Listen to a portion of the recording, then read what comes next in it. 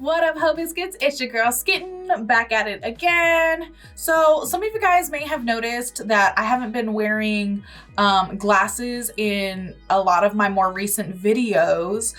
And it's not because I'm wearing contacts, okay? I'm still super blind, still, like, I can see the screen, but like anything beyond that is a problem.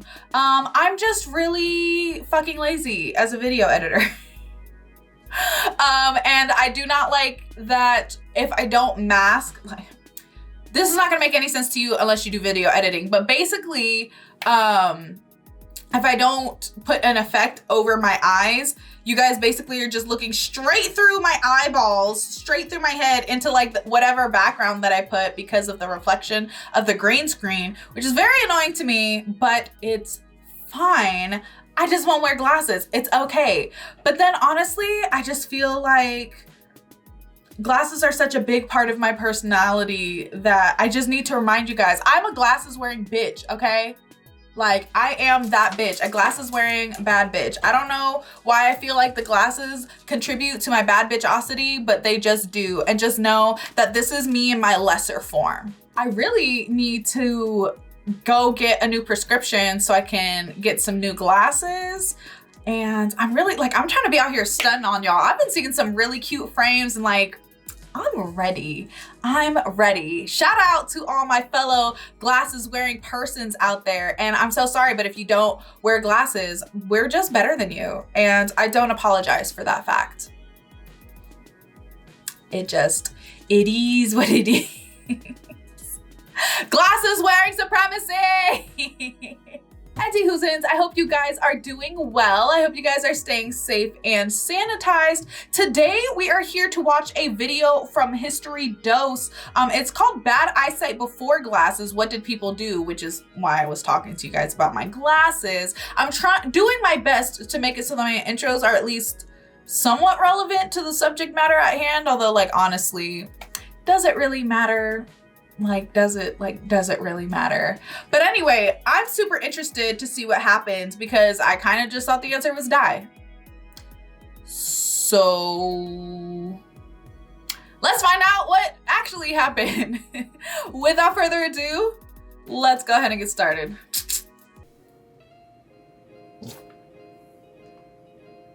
As far as historians can tell, this is the oldest image of glasses in existence.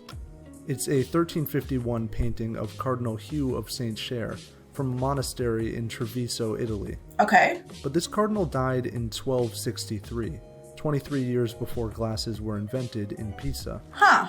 Spectacles then gradually spread across Europe and traveled the Silk Road to China. Got it. But if glasses weren't around until 1286, that leaves a lot of history where people must have been straining and squinting to see things. Blind as hell. So how did people with poor eyesight get by before the invention of glasses? Let's start with presbyopia, or farsightedness, an inevitable byproduct of aging that's plagued primates for millions of years. Okay. Historian Vincent Ilardi writes that before the age of spectacles, presbyopes were not totally at the mercy of nature, but found means to use magnifiers conveniently to continue productive work. Dope, okay. Go back to the monastery in Treviso and you'll find a painting that shows one such magnifying lens. At that point, primitive magnifiers had been around for thousands of years. Okay. Excavations of Viking graves have uncovered the Visby lenses from the 11th century. That's They're fucking perfectly cool. ellipsoid crystals, probably used as reading stones or by craftsmen to see fine details. Wait, that's so dope. Other lenses are much older. The ancient Greeks and Romans had polished magnifying crystals, which they used to light fires. And the ancient Assyrian Nimrud lens dates back to 750 BC. Quartz lenses even existed 4,600 years ago in Egypt's Old Kingdom. Some scholars have wondered if Egyptian artisans used these lenses to make the minute details on their ivory knives. Makes sense. Although it's not clear that all of these ancient lenses were used to enhance vision, magnification was a well-established technology before glasses. In general, if you were farsighted, there was hope. I don't know why I never considered the fact that magnification would be an old concept. Like, I don't know. That's like really blowing my mind right now. Like, I definitely kind of felt like magnification was something that was discovered relatively recently, right? Like within the last millennium, maybe. But the fact that it was discovered well before then is actually super interesting.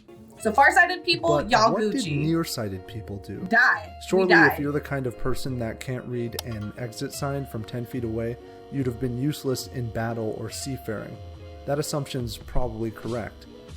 For instance, in the 1st century AD, the Romans excused an Egyptian weaver named Tryphon from military service for shortness of sight.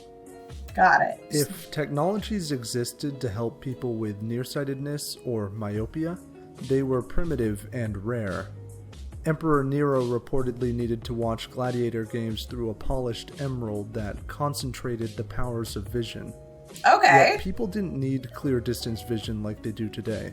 They weren't reading chalkboards in lecture halls or road signs in traffic. Right. You were able to look at what's right in front of you. If you you. were a soldier, you likely spent your day as an artisan, smith, or farm worker. Right. The fact of the matter is that myopia simply didn't matter as much at the time. Okay. While nearsightedness lowered your value as a slave in ancient Rome, it was usually a superficial defect.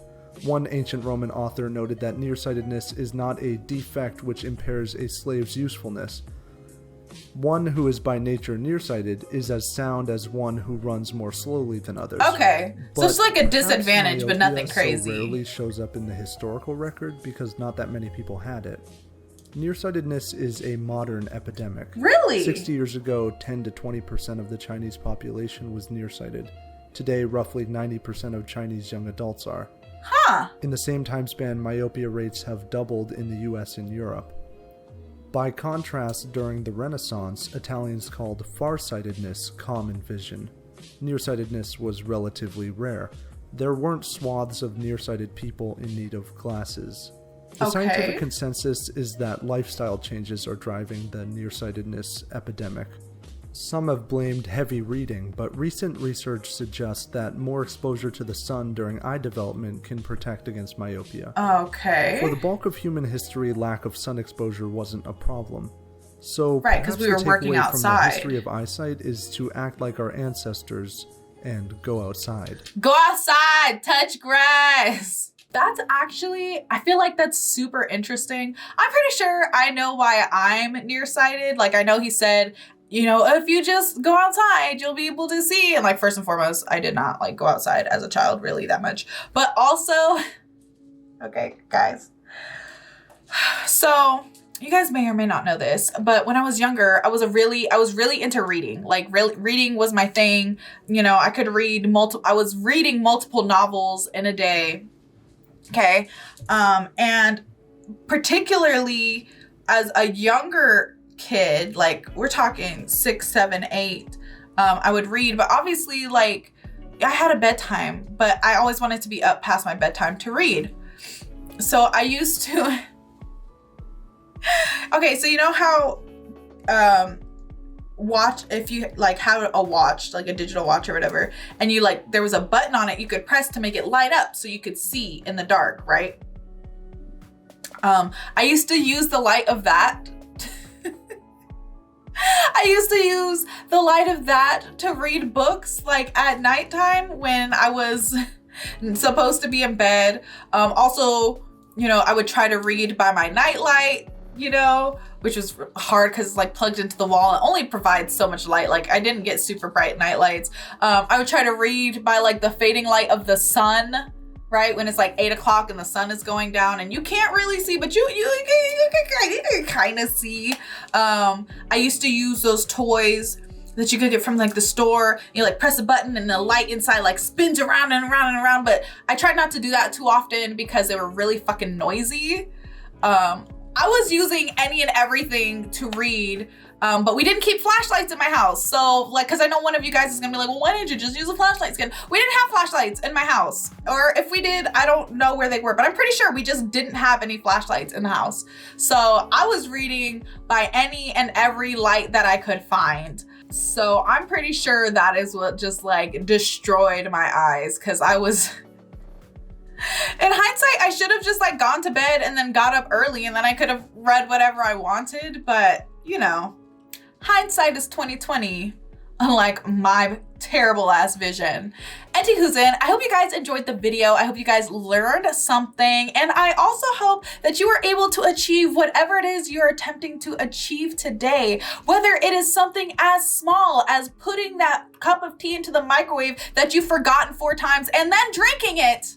Or something as big as that thing I just said, because let's be real, it is just so easy to forget that you heated up that cup of tea, okay? So I'm proud of you for making the tea in the first place, okay? Anti-Hoozins, don't forget to leave your reaction requests and recommendations down in the comments below. And other than that, peace out, ho biscuits. It's Skittin' Lit.